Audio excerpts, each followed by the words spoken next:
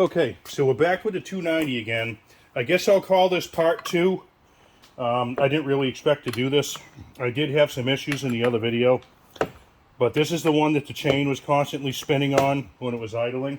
And I guess this is a problem. I've talked to a couple people, and I don't know if it's this particular saw or other ones, the farm and ranch ones, but from what I was told, that's what happened. They used to just sit there at idle and they'd spin.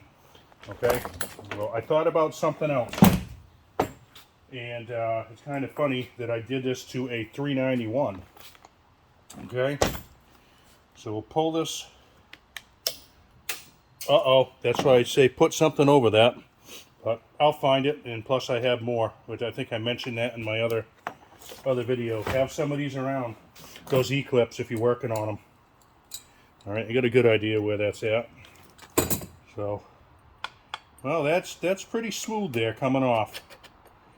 Okay, but I did, a little tight right there. So I ran into a 391 that bearing was so tight in this clutch drum right here. So I'll show you what I did.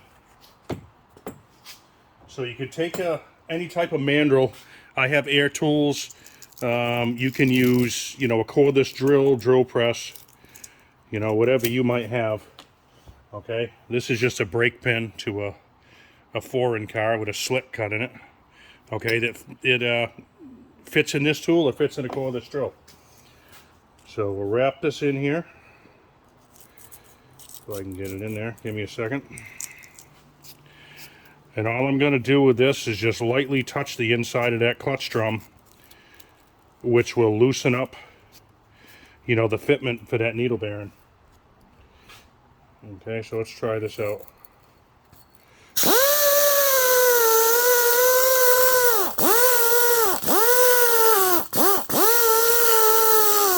Okay, not going to do a real lot. This is, I think, 150 grit paper here. Yeah, you can see we get a little more of that oil back in there, which was part of the cause also, which... I don't know. I was told that was a big problem with these. Let's see what we got here. We'll clean this off. A little bit more here. Okay, and I suppose before we go too far, I might as well find that clip. But let's see how this works. Okay, you guys can see. Let me zoom in here if I can.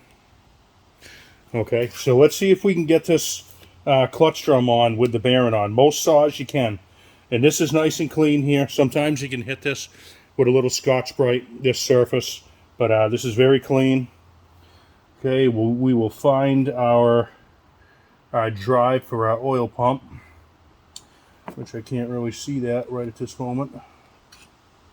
Okay, it's right there. It's right down about right here. So let's see how this fits on now. Because before, we had a little bit of a hard time. Okay. And that drops on there good. There. Hear that clicked in? Listen to that. Nice and free spinning.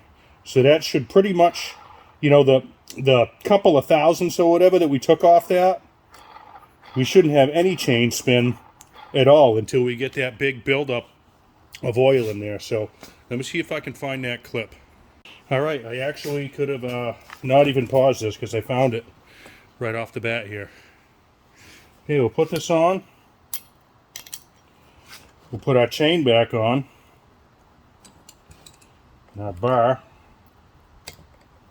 And make sure it's snapped in. And we will go outside and give this a try. All right, let's give this a try this time.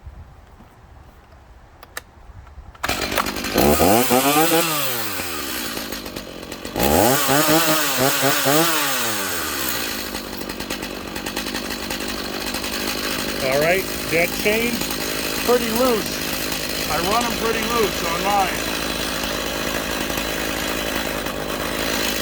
Okay, so sometimes you might have a tendency of having that creep a little bit. You can, tighten up your chain just a little bit, not super tight. But I I run them pretty loose.